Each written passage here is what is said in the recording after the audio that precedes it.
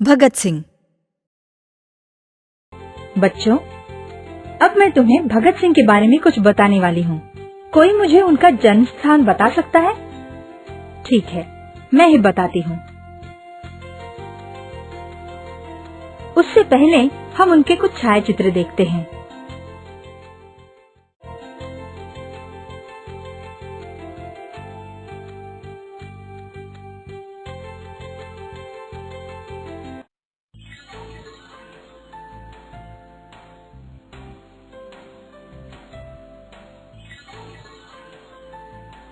भगत सिंह का जन्म एक देश प्रेमी सिख के घर में हुआ। उनका जन्म पंजाब के एक छोटे से गांव में सन 1907 में हुआ। 19वीं सदी की शुरुआत में स्वतंत्रता सैनिक अंग्रेज सरकार के खिलाफ कलम से लड़ते थे और सामान्य लोगों में देशभक्ति की भावना जागृत करने के लिए बड़े बड़े भाषण देते थे।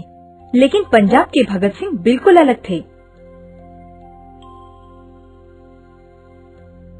भगत सिंह एक क्रांतिकारी नेता थे जो अपने क्रांतिकारी भाषणों से और बंदूक से अंग्रेज सरकार के खिलाफ लड़ते थे। अपनी उम्र के 3 साल से ही भगत सिंह में नेतृत्व और देश भावना दिखाई देने लगी थी। एक दिन ये 3 साल का बच्चा अपने पिता के साथ बाहर घूमने निकला। उनके साथ एक और बूढ़े व्यक्ति भी थे। उसके पिता और वो व्यक्ति बातें करते हुए अपने गांव से बाहर निकल पड़े।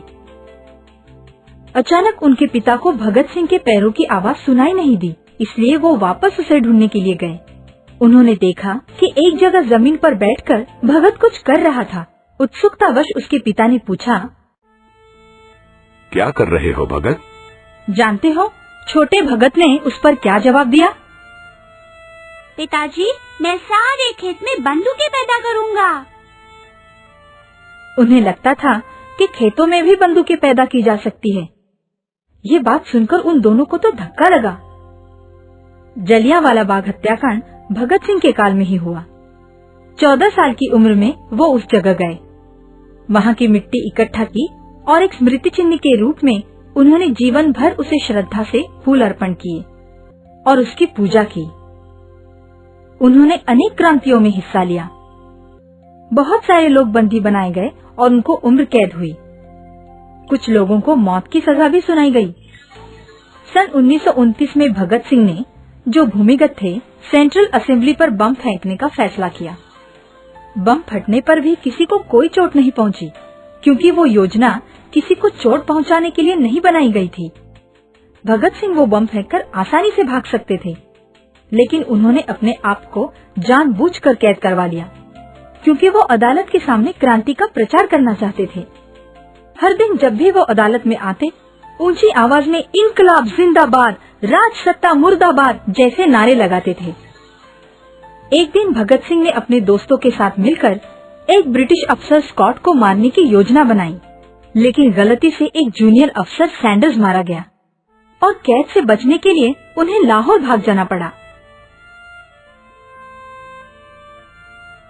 लेकिन जब उनके दोस्त पकड़े गए तो उन्हें छुड़ाने के लिए वो वापस आ गए।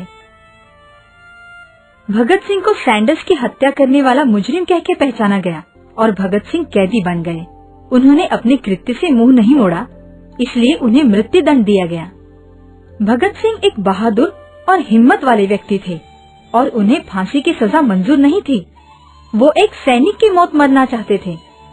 जानते हो कि सैनिक की मौत क्या होती है? नहीं, इसका मतलब होता है कि उस व्यक्ति को बंदूक की गोली से मार देना। सन 1931 सिर्फ 23 साल की युवा आयु में ही उन्हें फांसी पर चढ़ाया गया।